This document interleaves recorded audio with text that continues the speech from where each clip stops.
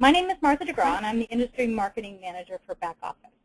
Today's presentation will be delivered by Don Dittmar, Director of Business Systems and Process Integration at AMC Entertainment. Don, I'll hand it over to you. Thanks, Martha. I appreciate the introduction and the opportunity to present today, and thanks everyone for attending. Hopefully you find it beneficial. The goal of today's webinar is really to give kind of a high-level overview of our journey through enterprise content management and how we've launched that and expanded that throughout our business and utilized that to find value throughout our organization. So I'll start today with just some overviews of our company and Perceptive Software. First, AMC Entertainment, Inc. We're based in the Kansas City area, and we operate 341 theaters, around 5,000 screens in the exhibition industry, presenting movies and entertainment to our audiences of around 200 million guests a year, each year. We've recently expanded our food and beverage operations to include dine-in theaters, full-service bars, and that expanded operations in the food and beverage industry actually makes us a top 60 restaurant chain as well. And we employ around 20,000 employees.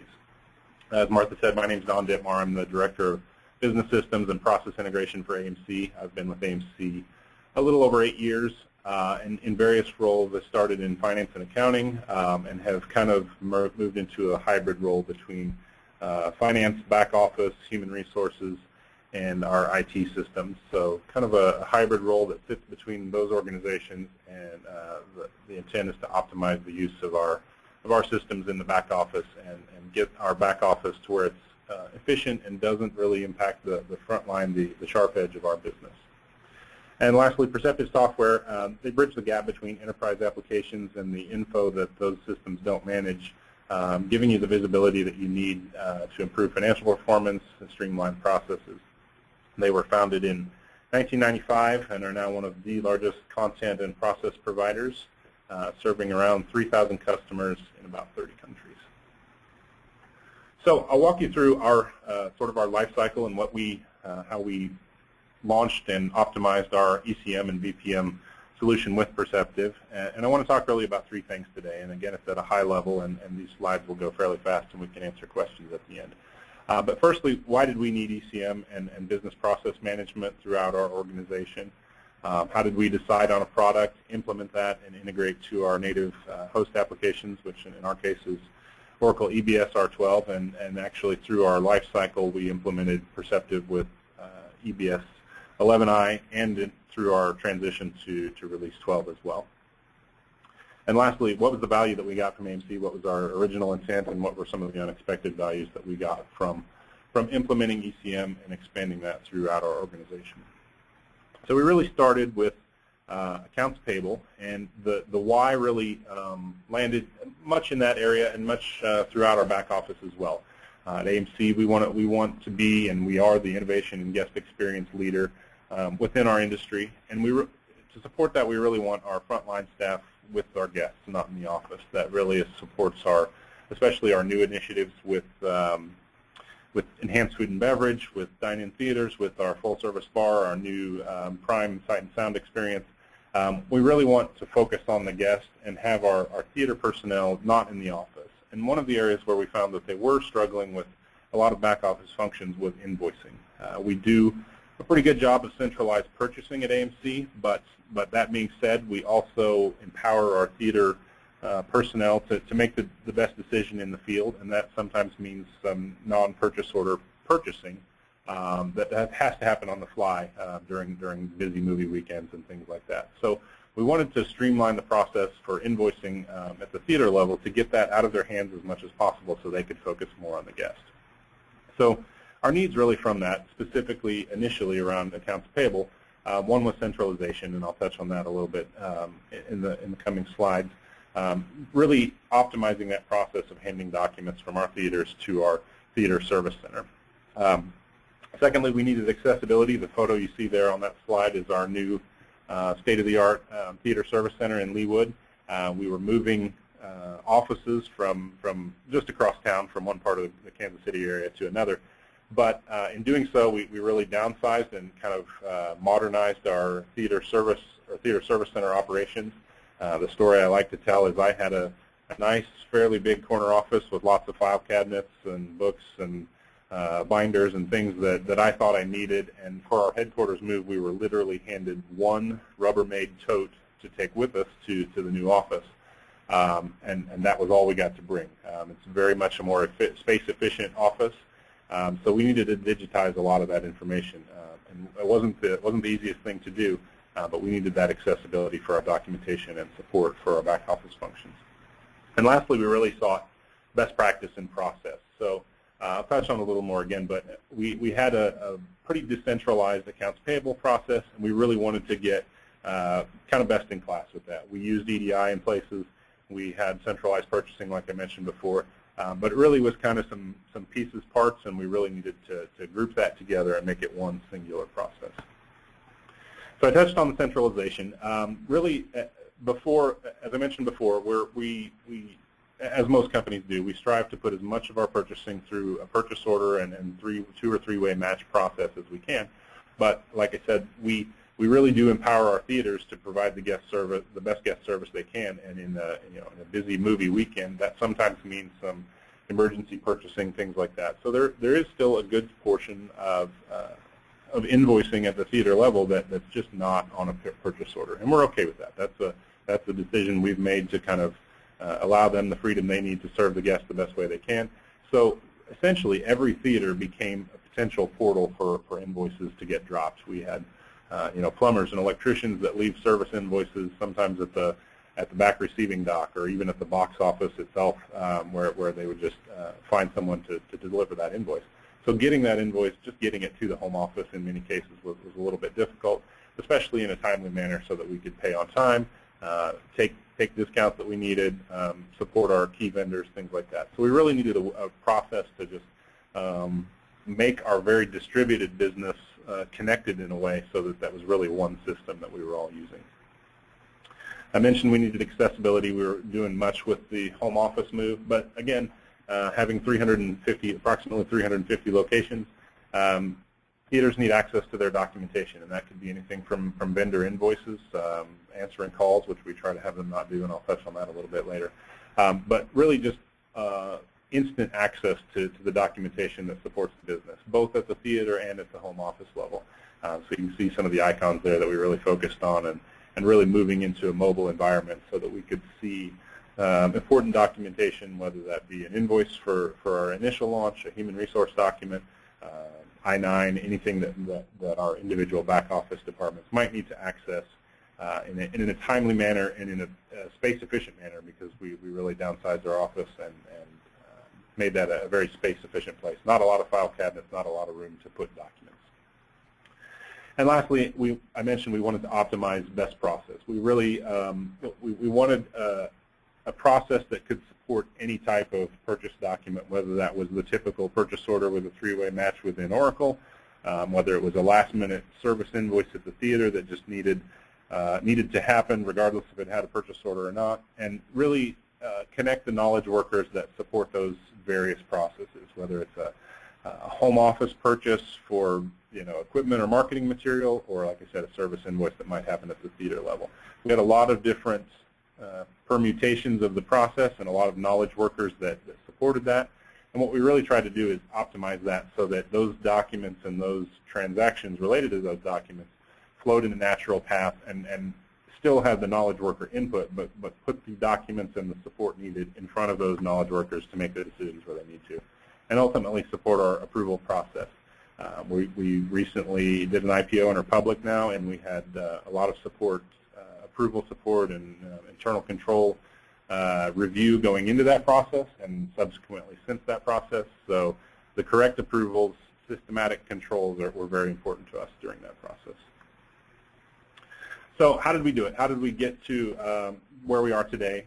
First, obviously, we went through a vendor selection process, and I'll touch on that. Integration and change management was obviously a big portion of the process and optimizing what we ultimately ended up with. So I'm going to touch on those 3 points and kind of how we got to where we are today.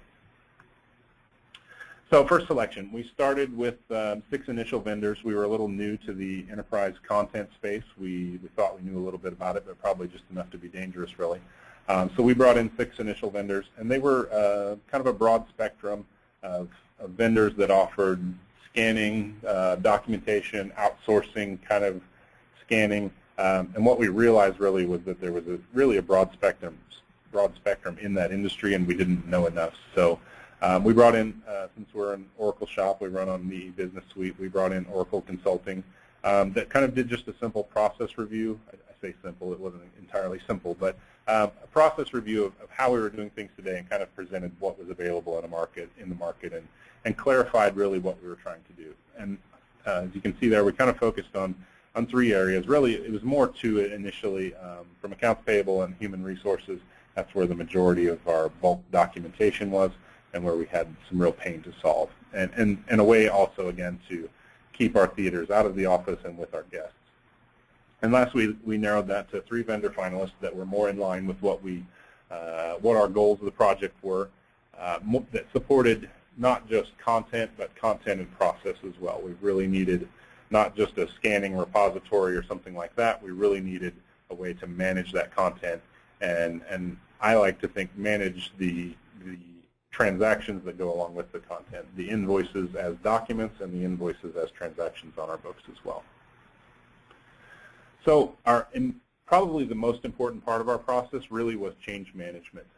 And if you're considering ECM or AP automation, excuse me, I can't stress enough that that's where a focus of the effort should be. We have roughly 1,000 approvers, invoice approvers, purchase approvers that you can see on that list there. Around, it's kind of an even split. It varies a little bit, but roughly 400 approvers at our theater level and potentially up to 600 approvers who are corporate.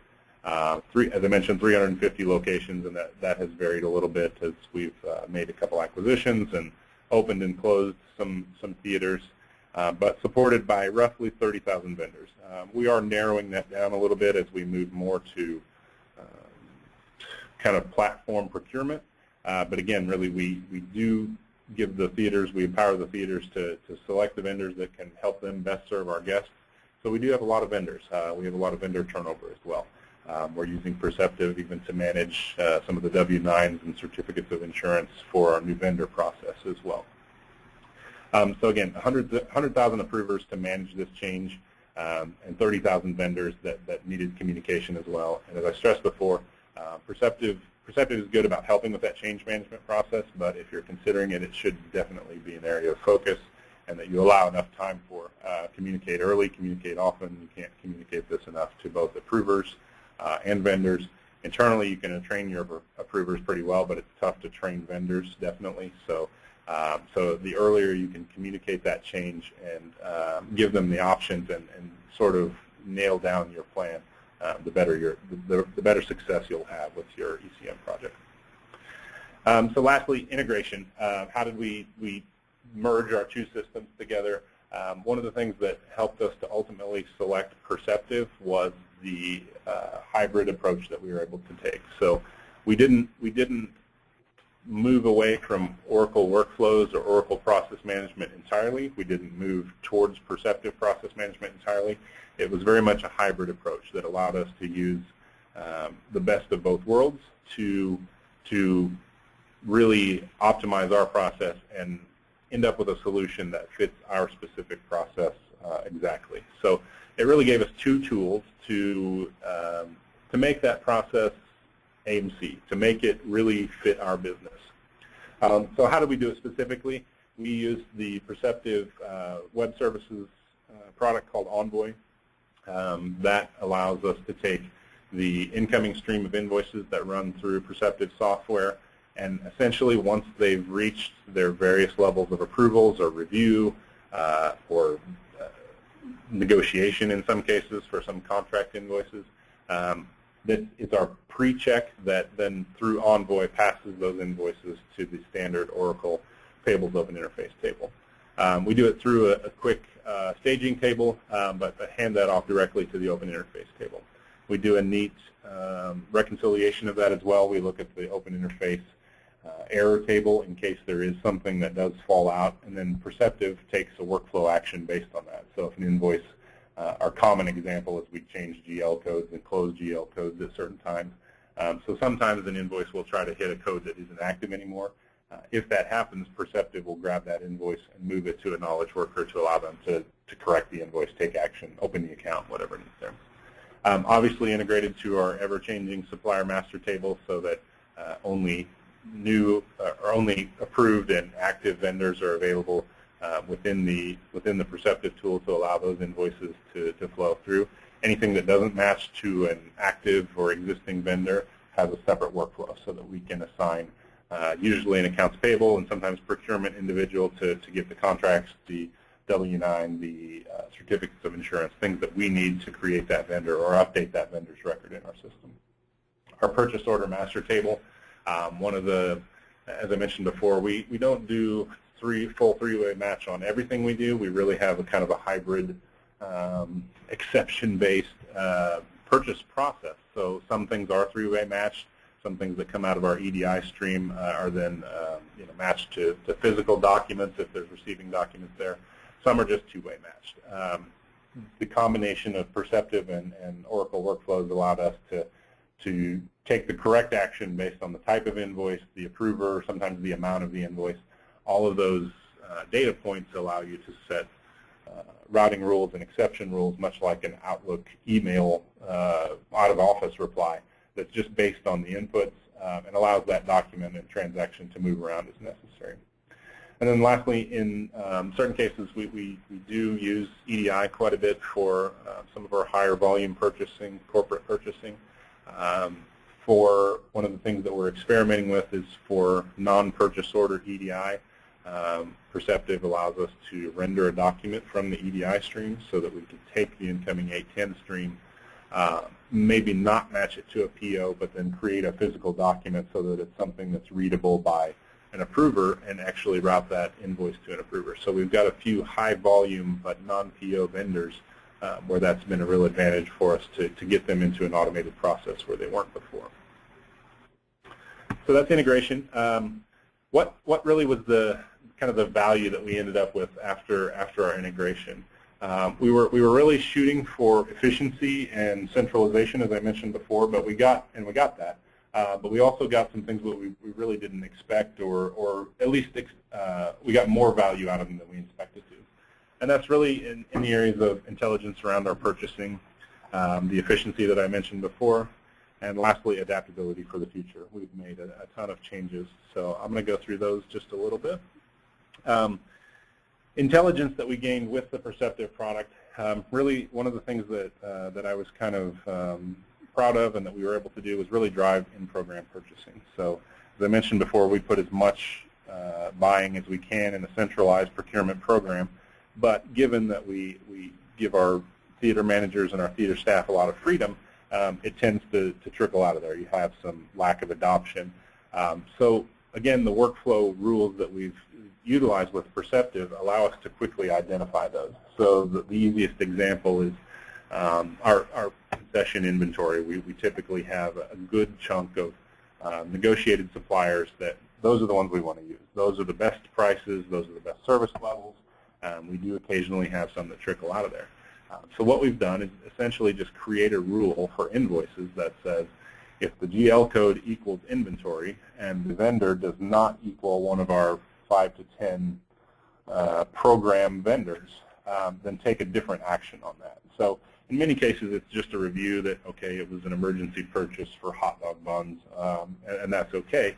But if we see a trend in there, we're able to address that with theater staff and retrain or get them to where they're driving that in-policy purchasing that gets us our best pricing.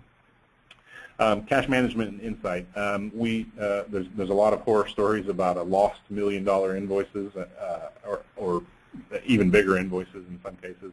A lot of companies have that kind of horror story, and we were no exception. With a lot of invoices being delivered to theaters directly, there were many times when we had a payable or an impact to cash coming up that we just hadn't seen because the invoice wasn't available, it wasn't matched to a purchase order, and it was just kind of in flux between our theaters and our corporate office. Capturing those immediately, whether they're delivered via email or fax or mailed directly to our corporate office or dropped off at our theater, We have our theaters dropping those invoices through a scanner essentially every night, so we can see those instantly. The example we had where it wasn't quite $1 million, but it was nearly $1 million. In the movie industry, air conditioning is important, and we spend a lot on maintaining large air conditioning systems for our theaters. We had an extremely large repair that happened in the middle of summer. It was urgent, had to be done, but the invoices around it floated for a while. So at the end of the quarter, when our treasury group was trying to manage cash and present that, manage that in the most advantageous way, there was a sudden hit because of these invoices that we just didn't know existed. So having those captured initially, and now with our intelligent capture optical character recognition, we know about those potential impacts far earlier than we ever did before. And lastly, again, kind of in the purchasing realm, vendor insights. New vendors is an area that we struggle with, and I mentioned that before. We have a lot of vendors, and that's partly by choice. But we do, through Perceptive, know new vendors and what they're trying to provide. So in many cases, we're able to identify new vendors that have come up and determine that we really don't need to use that vendor. We've got a better deal with someone else that offers the exact same or comparable product or service. So we know as those happen, since they're coming through workflow and those W-9s are triggering an action or a task by our AP team to set up new vendors, we really had a good grasp of how many new vendors, and not just how many, but what they were actually providing. So we're taking a lot of different actions based on new vendor requests. So, and there's probably more that we could go into, but just the gist is some intelligence in capturing that information instantly at the theater level or at the home office level earlier in the process gives you that kind of foresight and intelligence. Secondly, the efficiency we gain. The question I always get here from other companies considering ECM and BPM is, were we able to change headcount in accounts payable and human resources? The answer for us is no, but the reason for that is we did 2 acquisitions instead. So we've really, in the past 10 years, changed the business as far as size and scope, and the number of invoice volume and the number of employees that are bringing in onboarding documents, things like that, has really increased. But the back office staff hasn't. We've managed to take those increases without any kind of increase in staff. As we roll out the OCR piece that we're looking at, we actually are starting implementation today. That may change again, but we really are prepping for future growth in any fashion that it might come. So we really want to just make sure that efficiency is there, and definitely gain that. We were able to take on a significant number of new invoices and new hires with really no change to the staff in the back office. And lastly, I want to touch on adaptability. With acquisitions, we've acquired a few circuits that have changed our model a little bit, changed in many cases. We're trying to merge ERP systems and have to have an invoicing or hiring process that really fits two ERPs for a short period of time. The ability to change those processes on the fly has really been a big advantage that we've found. As I mentioned before, we have very much a hybrid workflow with Oracle EBS systems, but with Perceptive blended into that, it allows the user in many cases to make workflow changes that with Oracle or with another ERP sometimes take a little more technical resource. So again, our AP and human resource onboarding documentation process is a great example.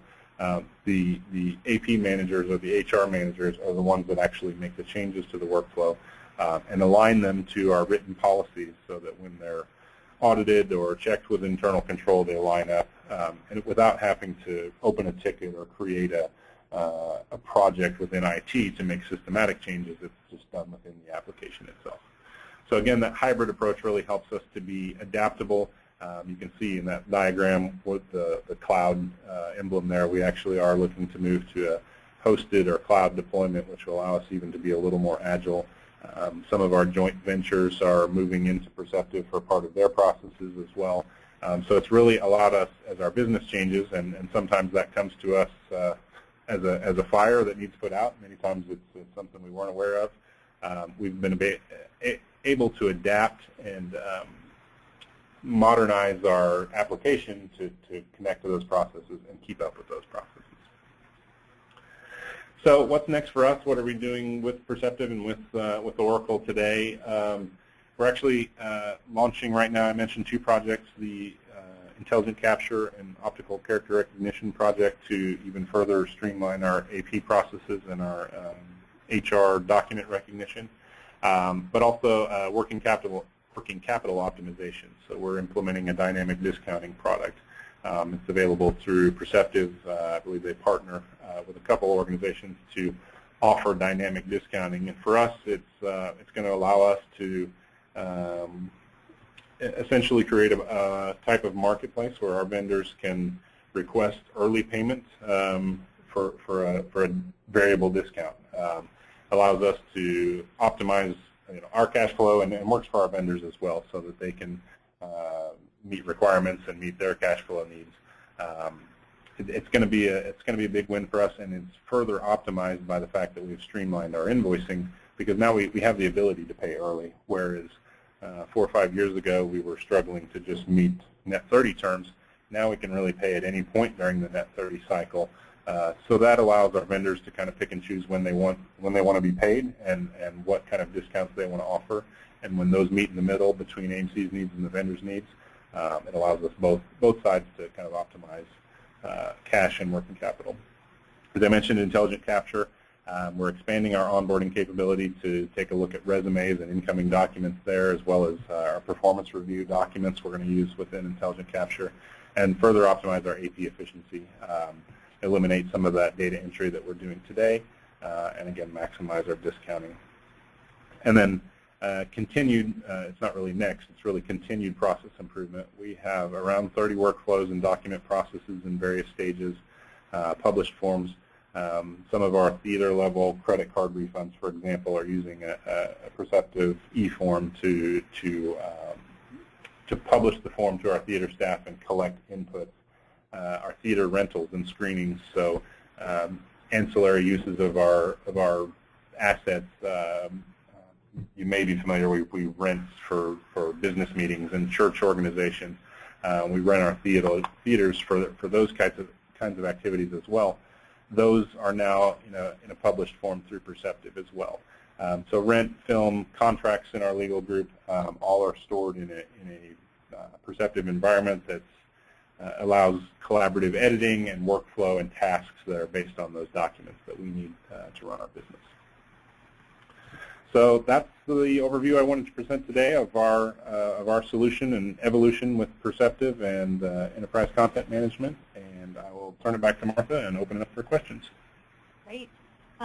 Folks, you can use your chat box within the GoToMeeting to ask questions, and we already have several coming in, so we'll just get to those right away. So first one, relative to knowledge workers and the implementation team, who's responsible for end-user training and how was it delivered?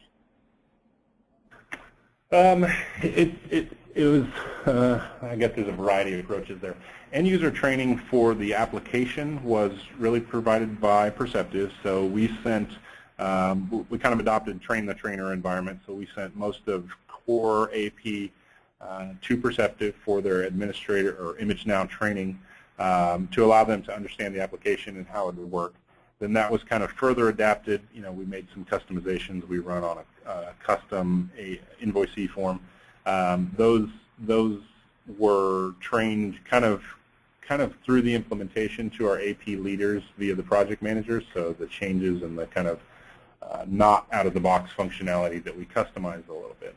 And then really from there, we did that as early as possible so that we could train the, I guess, peripheral users, which are the approvers and the vendors.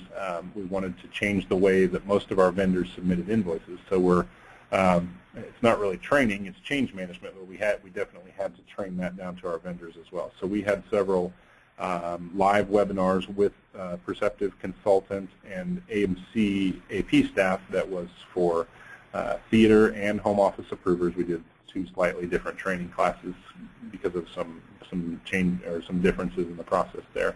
So it was kind of a life cycle of training, and it took a little bit of time. The The on-site vendor or the on-site application training with Perceptive was, of course, key.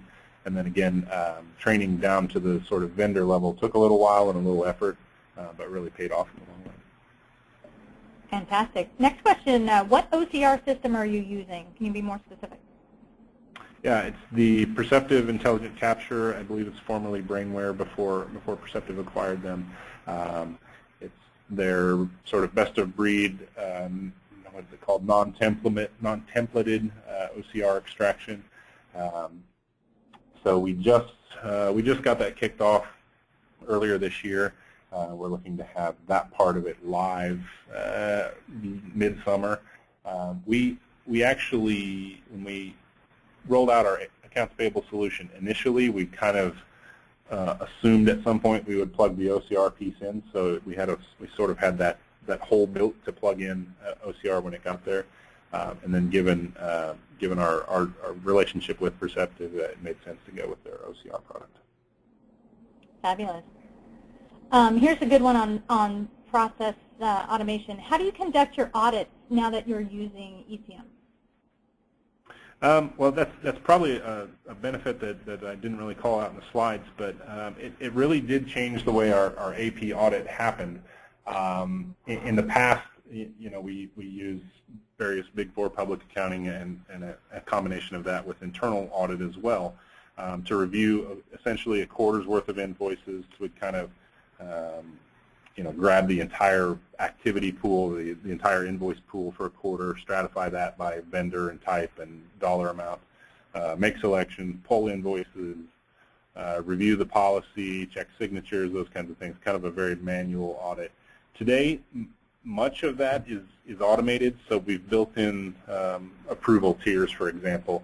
I'm going to make up numbers, but a manager can approve 5,000, a director can approve 10,000, a VP 20,000. Those tiers happen automatically based on the metadata in the invoice. So much of the approval internal audit for both purchase order matched invoices and non-purchase order invoices is automated in a way. At the time we used Ernst & Young, and they really changed from an execution audit to a systematic audit, which was new for us. They really sent in some tech auditors that really beat up the Perceptive system and even helped us make some changes so that they can determine that the system really can't mess up that approval policy so that we don't have to check the execution. Now, where we do have sort of execution audits or questions or potential findings that turn up through the systematic audit, the auditors use Perceptive. Internal auditors have their own view, which really gives them access to just about everything. And then for external audit, we can usually generate either reports or a custom view for the auditors to look in themselves. We try to limit that as much as possible, but allows them to find those potential anomalies and then review those and document those as well. Fantastic. Here's a follow-up question to the OCR question. Our company is about to implement OCR. What advice do you give?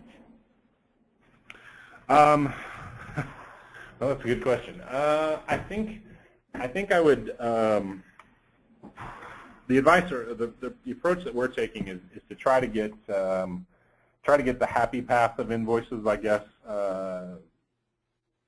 complete or working first. So find maybe your 80-20 or 70-30 rule. For us, that's theater invoices. They're less complex in their approval process and things like that, and they're typically service-based for us. So if you have a majority of invoices or majority of documents that are, again, the happy path, focus on that initially. I think one of the things that we struggled with is we tried to account for every possible exception with the system right out of the box. And while you eventually want to get there, I think that definitely slows down the process and slows your time to value on that. So focus on that 80-20, 70-30 and get the majority of your transactions flowing first. And that actually even really helps you understand some of the exceptions. In many cases for us, we've been able to eliminate some of the extraneous exceptions because they just don't really make sense. They've just lived on for whatever reason. So we've been able to either change policy or tweak policy so that things flow more in the happy path, I guess. But that's probably a lesson that we've learned. Don't try to over-complexify it a little bit, especially with OCR at first. Just focus on those core invoices. Great advice. Here's another one in this similar topic. So what percentage of invoices are posted and paid through Oracle with no user touch? You might answer this in a before and after expectation perspective, Don. Yeah. So originally none, because we still were doing the data entry ourselves. So if you can imagine an invoice workflow with a little bit of a gap where optical character recognition happens, that's what our first state was. It was more intended to optimize the process and centralize the process rather than eliminate the data entry. We've already run through some test invoices and testing sort of calibration for us. We're getting, partly because we knew the product well already, we're getting very high extraction rate, field level extraction rate, already well above 80%.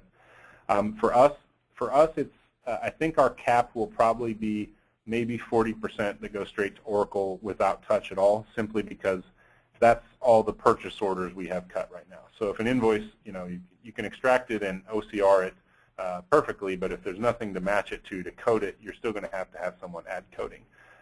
So for us, there will be a cap.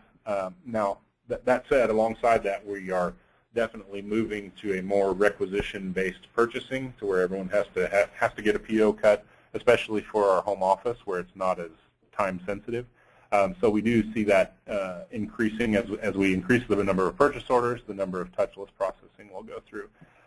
But I really feel like with the extraction rates we're getting right now, if there's a PO, it will be above 80% on touchless processing, simply because our POs are pretty simple and they should match pretty well.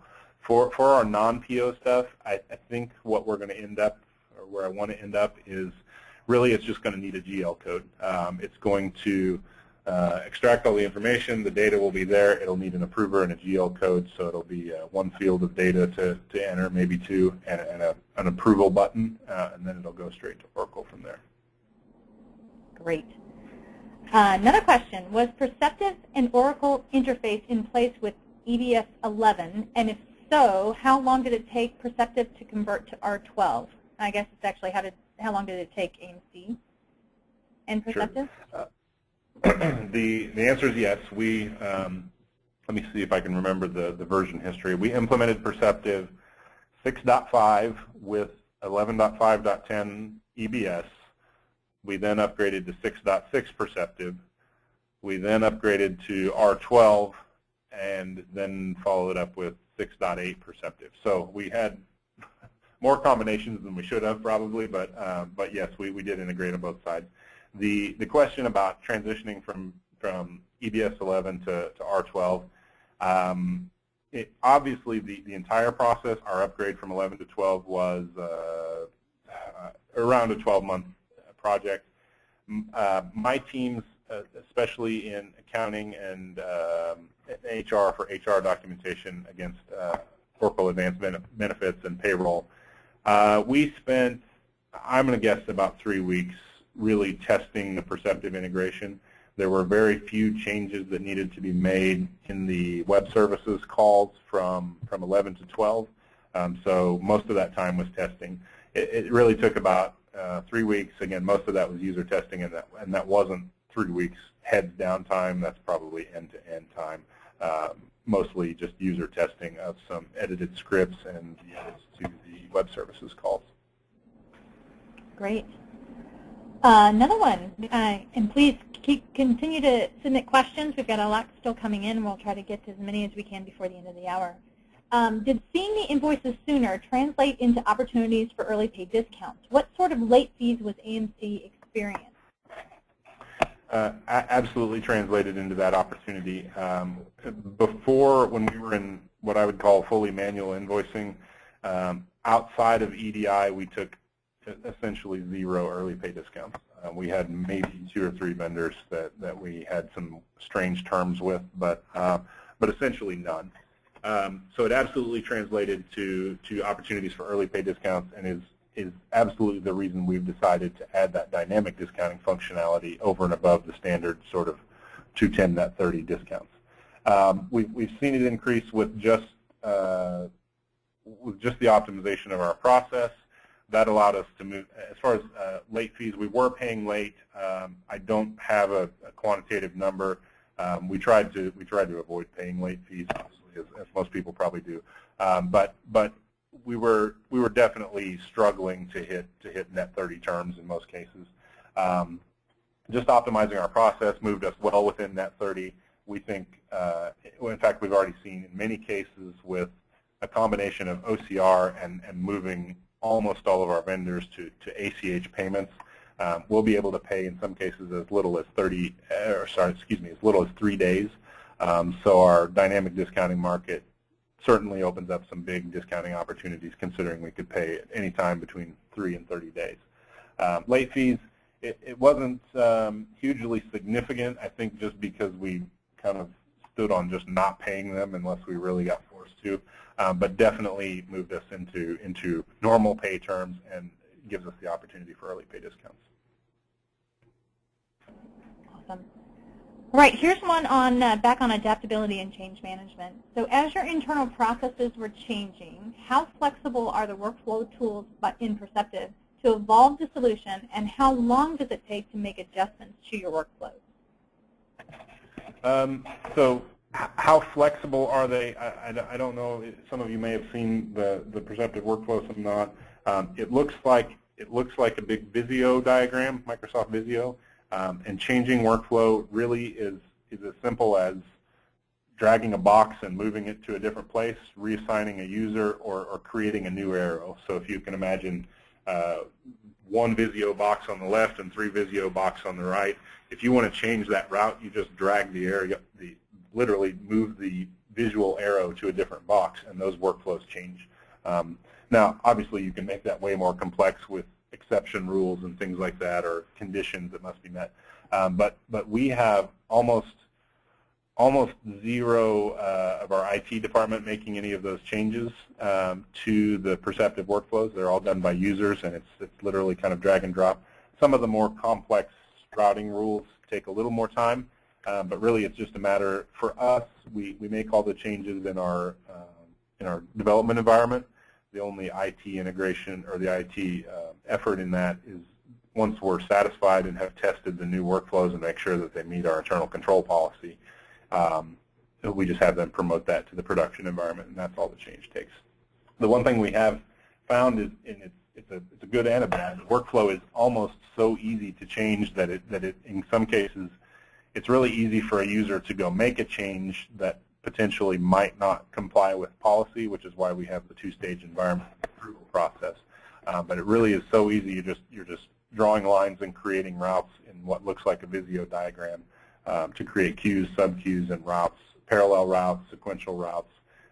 Really easy for anybody that's kind of seen a workflow diagram or a swim lane type diagram to understand what's happening and to make those changes.